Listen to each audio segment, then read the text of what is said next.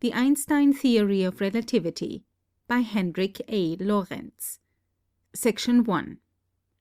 Note: whether it is true or not that not more than 12 persons in all the world are able to understand Einstein's theory, it is nevertheless a fact that there is a constant demand for information about this much debated topic of relativity.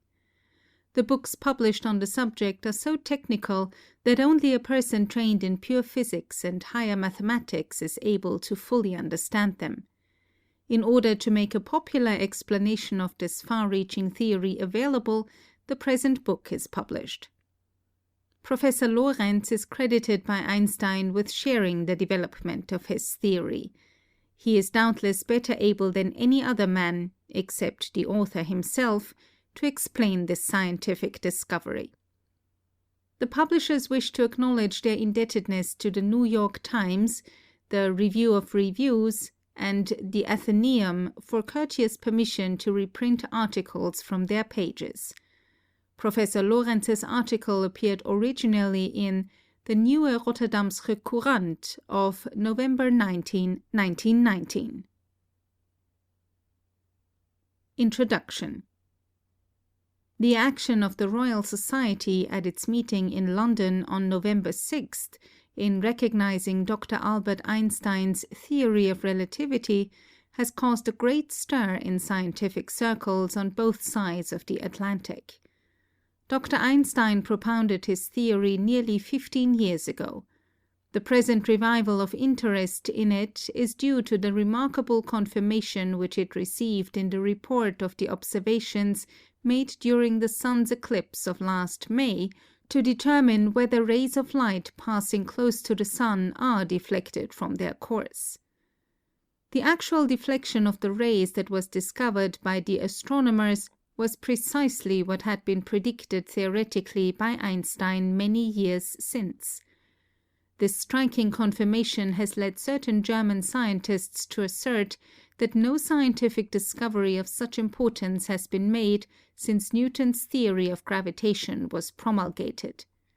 This suggestion, however, was put aside by Dr. Einstein himself when he was interviewed by a correspondent of the New York Times at his home in Berlin. To this correspondent he expressed the difference between his conception and the law of gravitation in the following terms. Please imagine the earth removed, and in its place suspended a box as big as a room or a whole house, and inside a man naturally floating in the center, there being no force whatever pulling him. Imagine further this box being, by a rope or other contrivance, suddenly jerked to one side, which is scientifically termed deform motion, as opposed to uniform motion. The person would then naturally reach bottom on the opposite side. The result would consequently be the same as if he obeyed Newton's law of gravitation, while in fact there is no gravitation exerted whatever, which proves that deform motion will in every case produce the same effects as gravitation. I have applied this new idea to every kind of deform motion and have thus developed mathematical formulas which I am convinced give more precise results than those based on Newton's theory. Newton's formulas, however, are such close approximations that it was difficult to find by observation any obvious disagreement with experience. Dr. Einstein, it must be remembered, is a physicist and not an astronomer. He developed his theory as a mathematical formula. The confirmation of it came from the astronomers. As he himself said, the crucial test was supplied by the last total solar eclipse. Observations then proved that the rays of fixed stars, having to pass close to the sun to reach the earth, were deflected the exact amount demanded by Einstein's formulas. The deflection was also in the direction predicted by him. The question must have occurred to many, what has all this to do with relativity? When this query was propounded by the Times correspondent to Dr. Einstein, he replied as follows. The term relativity refers to time and space. According to Galileo and Newton, time and space were absolute entities, and the moving systems of the universe were dependent on this absolute time and space. On this conception was built the science of mechanics. The resulting formulas sufficed for all motions of a slow nature. It was found, however, that they would not conform to the rapid motions apparent in electrodynamics. This led the Dutch professor, Lorentz, and myself to develop the theory of special relativity. Briefly, it discards absolute time and space and makes them in every instance relative to moving systems. By this theory, all phenomena in electrodynamics, as well as mechanics, hitherto irreducible by the old formulae, and there are multitudes, were satisfactorily explained.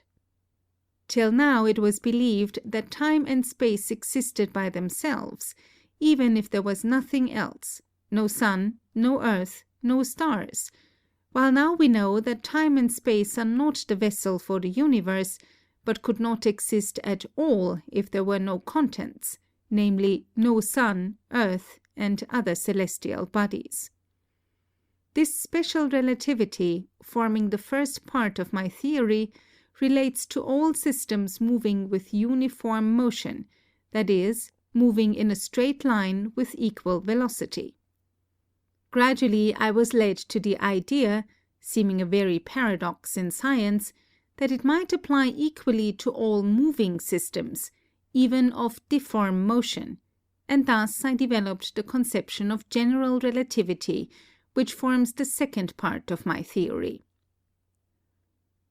As summarized by an American astronomer, Professor Henry Norris Russell of Princeton, in the Scientific American for November 29, Einstein's contribution amounts to this. The central fact which has been proved, and which is of great interest and importance, is that the natural phenomena involving gravitation and inertia, such as the motions of the planets, and the phenomena involving electricity and magnetism, including the motion of light, are not independent of one another, but are intimately related, so that both sets of phenomena should be regarded as parts of one vast system embracing all nature. The relation of the two is, however, of such a character that it is perceptible only in a very few instances, and then only to refined observations. Already before the war, Einstein had immense fame among physicists and among all who are interested in the philosophy of science because of his principle of relativity. Clerk Maxwell had shown that light is electromagnetic, and had reduced the whole theory of electromagnetism to a small number of equations, which are fundamental in all subsequent work. But these equations were entangled with the hypothesis of the ether, and with the notion of motion relative to the ether. Since the ether was supposed to be at rest, such motion was indistinguishable from absolute motion. The motion of the Earth relatively to the ether should have been different at different points of its orbit, and measurable phenomena should have resulted from this difference. But none did, and all attempts to detect effects of motions relative to the ether failed. The theory of relativity succeeded in accounting for this fact, but it was necessary incidentally to throw over the one universal time and substitute local times attached to moving bodies and varying according to their motion. The equations on which the theory of relativity is based are due to Lorentz, but Einstein connected them with his general principle, namely that there must be nothing in observable phenomena which could be attributed to absolute motion of the observer. In orthodox Newtonian dynamics, the principle of relativity had a simpler form, which did not require the substitution of local time for general time. But it now appeared that Newtonian dynamics is only valid when we confine ourselves to velocities much less than that of light. The whole Galileo-Newton system thus sank to the level of a first approximation, becoming progressively less exact as the velocities concerned approached that of light. Einstein's extension of his principle so as to account for gravitation was made during the war, and for a considerable period our astronomers were unable to become acquainted with it, owing to the difficulty of obtaining German printed matter. However, copies of his work ultimately reached the outside world and enabled people to learn more about it. Gravitation, ever since Newton, had remained isolated from other forces in nature. Various attempts had been made to account for it, but without success. The immense unification effected by electromagnetism apparently left gravitation out of its scope. It seemed that nature had presented a challenge to the physicists which none of them were able to meet. At this point, Einstein intervened with a hypothesis, which, apart altogether from subsequent verification, deserves to rank as one of the great monuments of human genius. After correcting Newton, it remained to correct Euclid, and it was in terms of non-Euclidean geometry that he stated his new theory. Non-Euclidean geometry is a study of which the primary motive was logical and philosophical. Few of its promoters ever dreamed that it would come to be applied in physics. Some of Euclid's axioms were felt to be not necessary truths, but mere empirical laws. In order to establish this view, self-consistent geometries were constructed upon assumptions other than those of Euclid.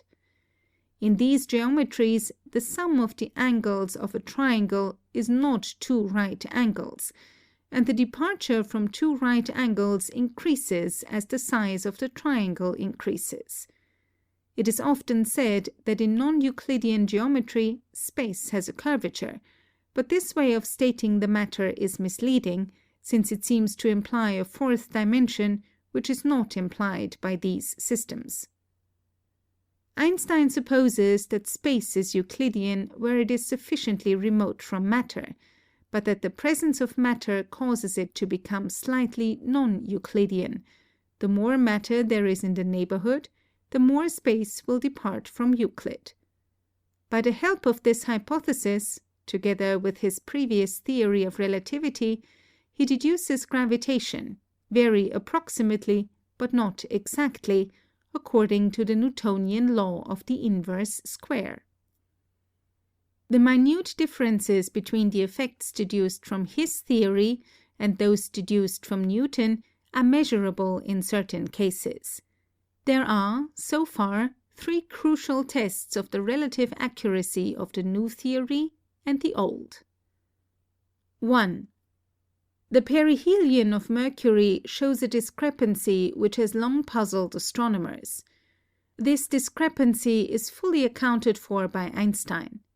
At the time when he published his theory, this was its only experimental verification. 2. Modern physicists were willing to suppose that light might be subject to gravitation, i.e., that a ray of light passing near a great mass like the Sun might be deflected to the extent to which a particle moving with the same velocity would be deflected according to the orthodox theory of gravitation. But Einstein's theory required that the light should be deflected just twice as much as this. The matter could only be tested during an eclipse among a number of bright stars. Fortunately, a peculiarly favorable eclipse occurred last year. The results of the observations have now been published and are found to verify Einstein's prediction. The verification is not, of course, quite exact. With such delicate observations, that was not to be expected. In some cases, the departure is considerable. But, taking the advantage of the best series of observations, the deflection at the Sun's limb is found to be 1.98 seconds, with a probable error of about 6%, whereas the deflection calculated by Einstein's theory should be 1.75 seconds. It will be noticed that Einstein's theory gave a deflection twice as large as that predicted by the orthodox theory, and that the observed deflection is slightly larger than Einstein predicted. The discrepancy is well within what might be expected in view of the minuteness of the measurements. It is therefore generally acknowledged by astronomers that the outcome is a triumph for Einstein. 3. In the excitement of this sensational verification, there has been a tendency to overlook the third experimental test to which Einstein's theory was to be subjected. If his theory is correct as it stands, there ought, in a gravitational field, to be a displacement of the lines of the spectrum towards the red. No such effect has been discovered. Spectroscopists maintain that, so far as can be seen at present, there is no way of accounting for this failure if Einstein's theory in its present form is assumed. They admit that some compensating cause may be discovered to explain the discrepancy, but they think it far more probable that Einstein's theory requires some essential modification. Meanwhile, a certain suspense of judgment is called for. The new law has been so amazingly successful in 2 of the 3 tests that there must be something valid about it, even if it is not exactly right as yet. Einstein's theory has the very highest degree of aesthetic merit. Every lover of the beautiful must wish it to be true. It gives a vast unified survey of the operations of nature, with a technical simplicity in the critical assumptions which makes the wealth of deductions astonishing. It is a case of an advance arrived at by pure theory. The whole effect of Einstein's work is to make physics more philosophical, in a good sense, and to restore some of that intellectual unity which belonged to the great scientific systems of the 17th and 18th centuries, but which was lost through increasing specialization and the overwhelming mass of detailed knowledge. In some ways our age is not a good one to live in, but for those who are interested in physics, there are great compensations. End of section 1. The Einstein Theory of Relativity, a concise statement by Professor H. A. Lorentz of the University of Leiden. The total eclipse of the Sun on May 29th resulted in a striking confirmation of the new theory of the universal attractive power of gravitation developed by Albert Einstein, and thus reinforced the conviction that the defining of this theory is one of the most important steps ever taken in the domain of natural science. In response to a request by the editor, I will attempt to contribute something to its general appreciation in the following lines. For centuries, Newton's doctrine of the attraction of gravitation has been the most prominent example of a theory of natural science. Through the simplicity of its basic idea, an attraction between 2 bodies proportionate to their mass and also proportionate to the square of the distance, through the completeness with which it explained so many of the peculiarities in the movement of the bodies making up the solar system, and finally through its universal validity, even in the case of the far distant planetary systems, it compelled the admiration of all. But while the skill of the mathematicians was devoted to making more exact calculations of the consequences to which it led, no real progress was made in the science of gravitation. It is true that the inquiry was transferred to the field of physics, following Cavendish's success in demonstrating the common attraction between bodies with which laboratory work can be done, but it always was evident that natural philosophy had no grip on the universal power of attraction. While in electric effects an influence exercised by the matter placed between bodies was speedily observed, the starting point of a new and fertile doctrine of electricity, In the case of gravitation, not a trace of an influence exercised by intermediate matter could ever be discovered. It was, and remained, inaccessible and unchangeable, without any connection, apparently, with other phenomena of natural philosophy. Einstein has put an end to this isolation. It is now well established that gravitation affects not only matter, but also light. Thus strengthened in the faith that his theory already has inspired, we may assume with him that there is not a single physical or chemical phenomenon which does not feel, although very probably in an unnoticeable degree, the influence of gravitation, and that, on the other side, the attraction exercised by a body is limited in the first place by the quantity of matter it contains, and also, to some degree, by motion and by the physical and chemical condition in which it moves. It is comprehensible that a person could not have arrived at such a far-reaching change of view by continuing to follow the old beaten paths, but only by introducing some sort of new idea. Indeed, Einstein arrived at his theory through a train of thought of great originality. Let me try to restate it in concise terms. End of section 2. The Earth as a moving car. Everyone knows that a person may be sitting in any kind of a vehicle without noticing its progress, so long as the movement does not vary in direction or speed. In a car of a fast express train, objects fall in just the same way as in a coach that is standing still. Only when we look at objects outside the train, or when the air can enter the car, do we notice indications of the motion.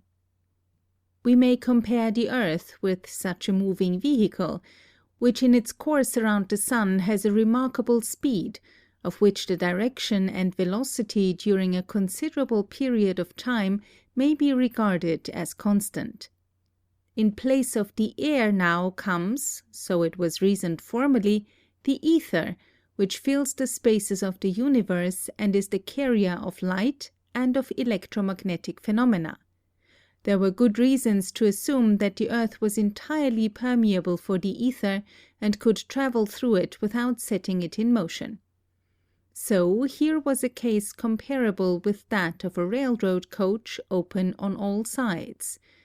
There certainly should have been a powerful ether wind blowing through the Earth and all our instruments, and it was to have been expected that some signs of it would be noticed in connection with some experiment or other. Every attempt along that line, however, has remained fruitless. All the phenomena examined were evidently independent of the motion of the Earth. That this is the way they do function was brought to the front by Einstein in his first or special theory of relativity. For him the ether does not function, and in the sketch that he draws of natural phenomena there is no mention of that intermediate matter. If the spaces of the universe are filled with an ether, let us suppose with a substance in which, aside from eventual vibrations and other slight movements, there is never any crowding or flowing of one part alongside of another, then we can imagine fixed points existing in it, for example, points in a straight line, located 1 meter apart, points in a level plane, like the angles or squares on a chessboard extending out into infinity, and finally, points in space, as they are obtained by repeatedly shifting that level spot a distance of a meter in the direction perpendicular to it. If, consequently, one of the points is chosen as an original point, we can, proceeding from that point, reach any other point through 3 steps in the common perpendicular directions in which the points are arranged. The figures showing how many meters are comprised in each of the steps may serve to indicate the place reached and to distinguish it from any other. These are, as is said, the coordinates of these places, comparable, for example, with the numbers on a map giving the longitude and latitude. Let us imagine that each point has noted upon it the 3 numbers that give its position. Then we have something comparable with a measure with numbered subdivisions. Only we now have to do, one might say, with a good many imaginary measures in 3 common perpendicular directions. In this system of coordinates, the numbers that fix the position of one or the other of the bodies may now be read off at any moment. This is the means which the astronomers and their mathematical assistants have always used in dealing with the movement of the heavenly bodies. At a determined moment, the position of each body is fixed by its 3 coordinates. If these are given, then one knows also the common distances, as well as the angles formed by the connecting lines, and the movement of a planet is to be known as soon as one knows how its coordinates are changing from one moment to the other. Thus, the picture that one forms of the phenomena stands there as if it were sketched on the canvas of the motionless ether. End of section 3. Einstein's departure.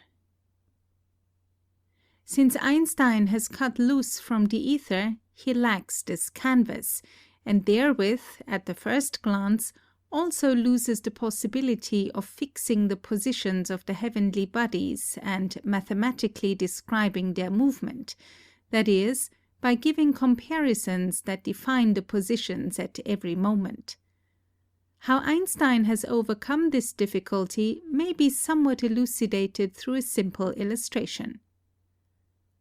On the surface of the Earth, the attraction of gravitation causes all bodies to fall along vertical lines, and indeed, when one omits the resistance of the air with an equally accelerated movement, the velocity increases in equal degrees in equal consecutive divisions of time at a rate that in this country gives the velocity attained at the end of a second as 981 centimeters, 32.2 feet, per second. The number 981 defines the acceleration in the field of gravitation, and this field is fully characterized by that single number. With its help, we can also calculate the movement of an object hurled out in an arbitrary direction. In order to measure the acceleration, we let the body drop alongside of a vertical measure set solidly on the ground. On this scale, we read at every moment the figure that indicates the height, the only coordinate that is of importance in this rectilinear movement. Now we ask, what would we be able to see if the measure were not bound solidly to the earth, if it, let us suppose, moved down or up with the place where it is located and where we are ourselves? If in this case the speed were constant, then, and this is in accord with the special theory of relativity, there would be no motion observed at all. We should again find an acceleration of 981 for a falling body. It would be different if the measure moved with changeable velocity. If it went down with a constant acceleration of 981 itself, then an object could remain permanently at the same point on the measure, or could move up or down itself alongside of it with constant speed.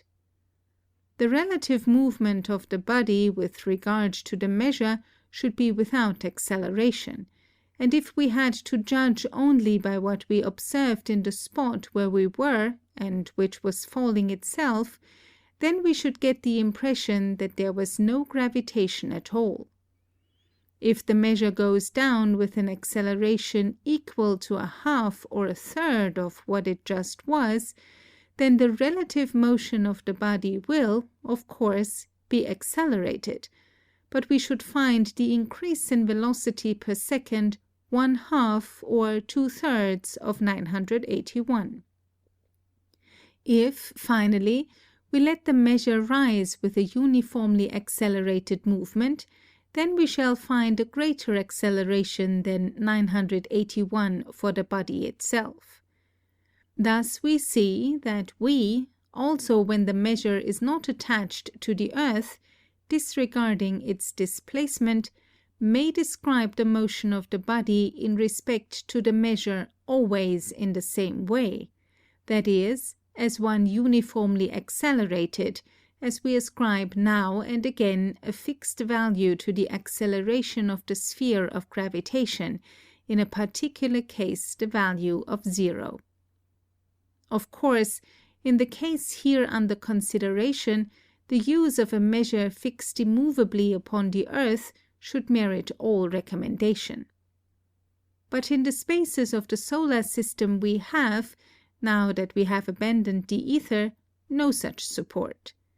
We can no longer establish a system of coordinates, like the one just mentioned, in a universal intermediate matter, and if we were to arrive in one way or another at a definite system of lines crossing each other in 3 directions, then we should be able to use just as well another similar system that in respect to the first moves this or that way. We should also be able to remodel the system of coordinates in all kinds of ways, for example by extension or compression. That in all these cases for fixed bodies that do not participate in the movement or the remodeling of the system, other coordinates will be read off again and again is clear. End of section 4. New system or coordinates. What way Einstein had to follow is now apparent.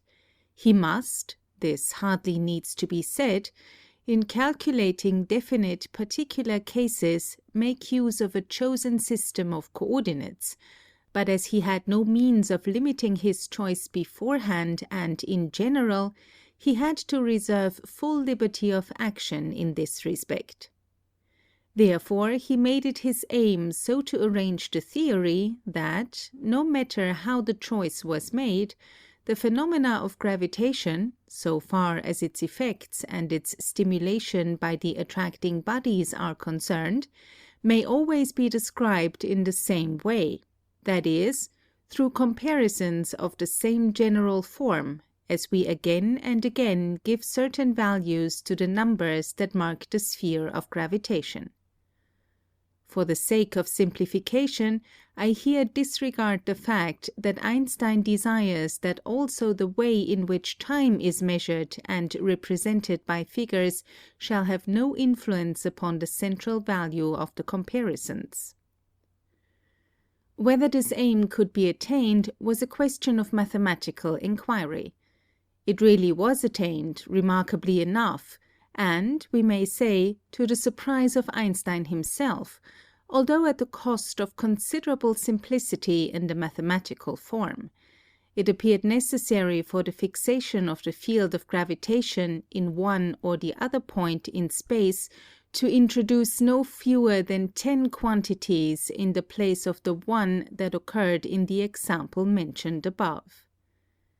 In this connection, it is of importance to note that when we exclude certain possibilities that would give rise to still greater intricacies, the form of comparison used by Einstein to present the theory is the only possible one.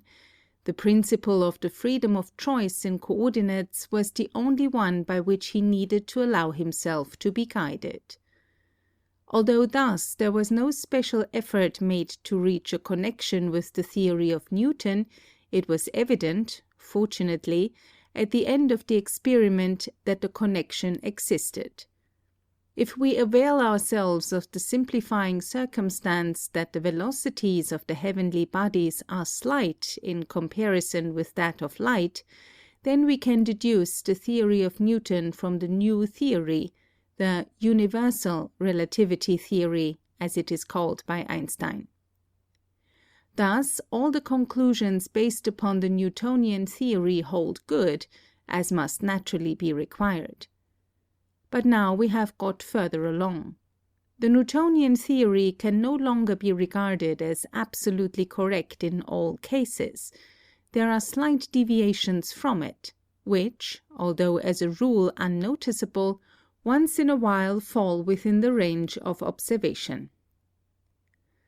Now, there was a difficulty in the movement of the planet Mercury which could not be solved.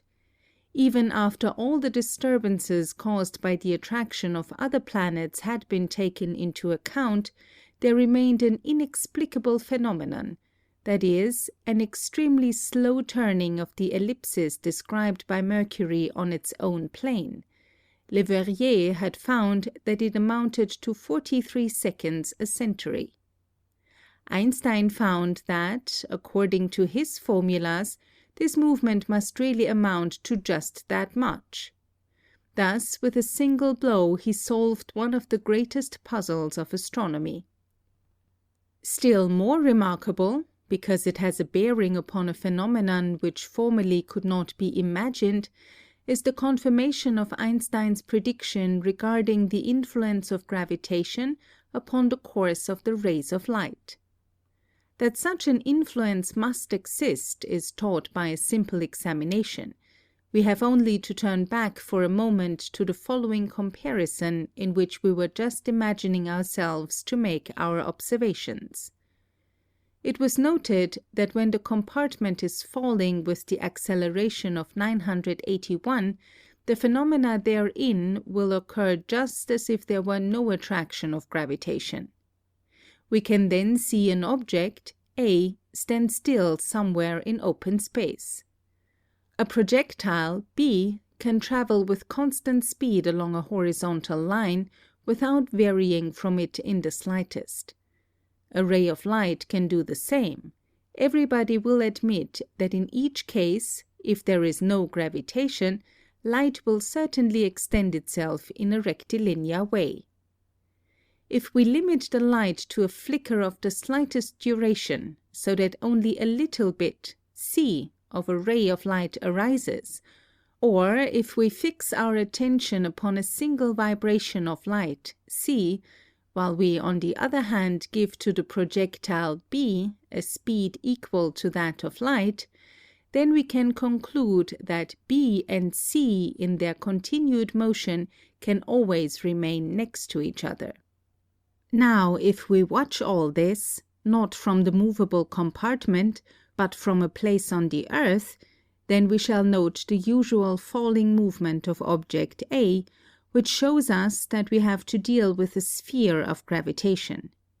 The projectile B will, in a bent path, vary more and more from a horizontal straight line, and the light will do the same, because if we observe the movements from another standpoint, this can have no effect upon the remaining next to each other of B and C.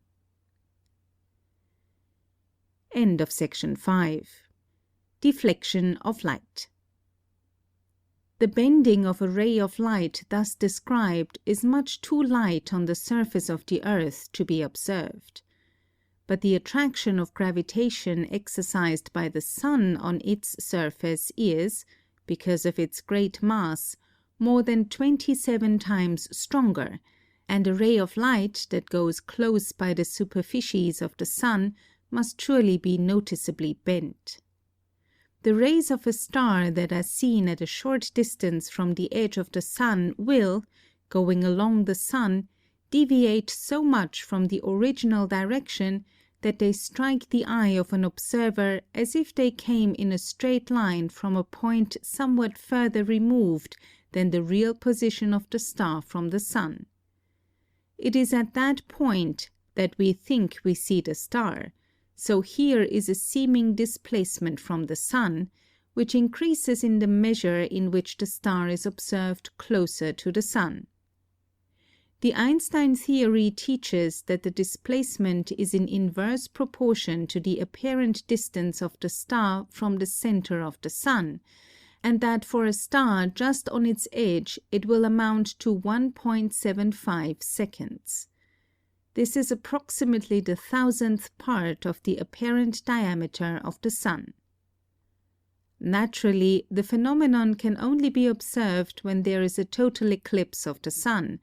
Then one can take photographs of neighboring stars, and through comparing the plate with a picture of the same part of the heavens, taken at a time when the sun was far removed from that point, the sought-for movement to one side may become apparent. Thus, to put the Einstein theory to the test was the principal aim of the English expeditions sent out to observe the eclipse of May 29th, one to Princess Island, off the coast of Guinea, and the other to Sobral, Brazil.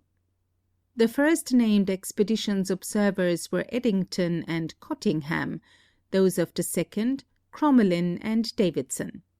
The conditions were especially favorable, for a very large number of bright stars were shown on the photographic plate, the observers at Sobral being particularly lucky in having good weather.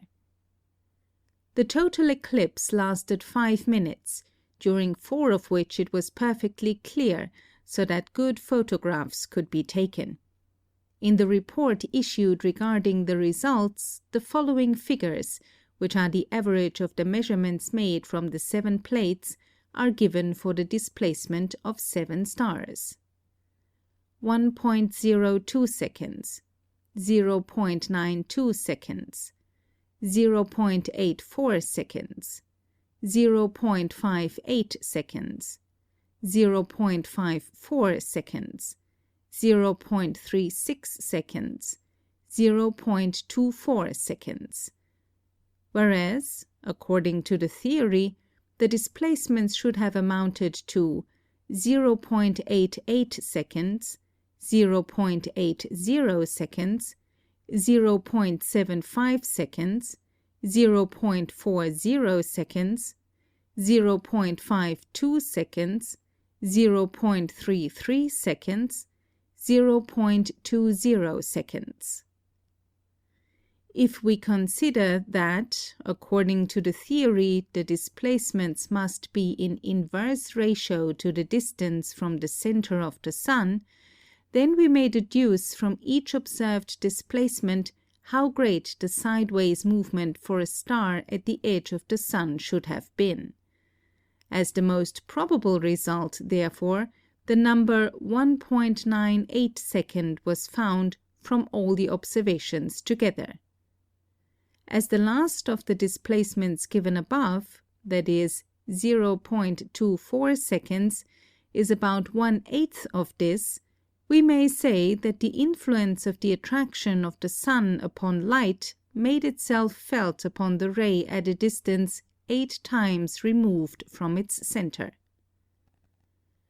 The displacements calculated according to the theory are, just because of the way in which they are calculated, in inverse proportion to the distance to the center. Now that the observed deviations also accord with the same rule, it follows that they are surely proportionate with the calculated displacements. The proportion of the first and the last observed sideways movements is 4.0, and that of the two most extreme of the calculated numbers is 4.4. This result is of importance, because thereby the theory is excluded, or at least made extremely improbable, that the phenomenon of refraction is to be ascribed to a ring of vapor surrounding the sun for a great distance. Indeed, such a refraction should cause a deviation in the observed direction, and, in order to produce the displacement of one of the stars under observation, itself a slight proximity of the vapor ring should be sufficient. But we have every reason to expect that if it were merely a question of a mass of gas around the sun, the diminishing effect accompanying a removal from the sun should manifest itself much faster than is really the case. We cannot speak with perfect certainty here, as all the factors that might be of influence upon the distribution of density in a sun atmosphere are not well enough known, but we can surely demonstrate that in case one of the gases with which we are acquainted were held in equilibrium solely by the influence of attraction of the sun, the phenomenon should become much less as soon as we got somewhat further from the edge of the sun. If the displacement of the first star, which amounts to 1.02 seconds, were to be ascribed to such a mass of gas, then the displacement of the second must already be entirely inappreciable. So far as the absolute extent of the displacements is concerned, it was found somewhat too great, as has been shown by the figures given above. It also appears from the final result to be 1.98 for the edge of the sun, that is 13% greater than the theoretical value of 1.75. It indeed seems that the discrepancies may be ascribed to faults in observations, which supposition is supported by the fact that the observations at Prince's Island, which, it is true, did not turn out quite as well as those mentioned above, gave the result of 1.64, somewhat lower than Einstein's figure. The observations made with a second instrument at Sobral gave a result of 0.93, but the observers are of the opinion that because of the shifting of the mirror which reflected the rays, no value is to be attached to it. End of section 6. Difficulty exaggerated. During a discussion of the results obtained at a joint meeting of the Royal Society and the Royal Astronomical Society, held especially for that purpose recently in London, it was the general opinion that Einstein's prediction might be regarded as justified, and warm tributes to his genius were made on all sides. Nevertheless, I cannot refrain, while I am mentioning it, from expressing my surprise that, according to the report in The Times, there should be so much complaint about the difficulty of understanding the new theory. It is evident that Einstein's little book, about the special and the general theory of relativity in plain terms, did not find its way into England during wartime. Anyone reading it will, in my opinion, come to the conclusion that the basic ideas of the theory are really clear and simple. It is only to be regretted that it was impossible to avoid clothing them in pretty involved mathematical terms, but we must not worry about that. I allow myself to add that, as we follow Einstein, we may retain much of what has been formerly gained. The Newtonian theory remains in its full value as the first great step, without which one cannot imagine the development of astronomy, and without which the second step, that has now been made, would hardly have been possible. It remains, moreover, as the first, and in most cases sufficient, approximation. It is true that, according to Einstein's theory, because it leaves us entirely free as to the way in which we wish to represent the phenomena, we can imagine an idea of the solar system in which the planets follow paths of peculiar form, and the rays of light shine along sharply bent lines. Think of a twisted and distorted planetarium. But in every case where we apply it to concrete questions, we shall so arrange it that the planets describe almost exact ellipses, and the rays of light almost straight lines. It is not necessary to give up entirely even the ether. Many natural philosophers find satisfaction in the idea of a material intermediate substance in which the vibrations of light take place, and they will very probably be all the more inclined to imagine such a medium when they learn that, according to the Einstein theory, gravitation itself does not spread instantaneously, but with a velocity that at the first estimate may be compared with that of light. Especially in former years where such interpretations current and repeated attempts were made by speculations about the nature of the ether and about the mutations and movements that might take place in it to arrive at a clear presentation of electromagnetic phenomena and also of the functioning of gravitation. In my opinion, it is not impossible that in the future this road, indeed abandoned at present, will once more be followed with good results, if only because it can lead to the thinking out of new experimental tests. Einstein's theory need not keep us from so doing, only the ideas about the ether must accord with it. Nevertheless, even without the color and clearness that the ether theories and the other models may be able to give, and even, we can feel it this way, just because of the soberness induced by their absence, Einstein's work, we may now positively expect, will remain a monument of science. His theory entirely fulfills the first and principal demand that we may make, that of deducing the course of phenomena from certain principles, exactly and to the smallest details. It was certainly fortunate that he himself put the ether in the background. If he had not done so, he probably would never have come upon the idea that has been the foundation of all his examinations.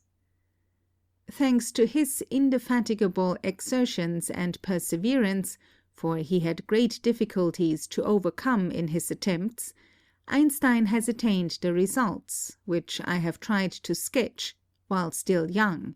He is now 45 years old.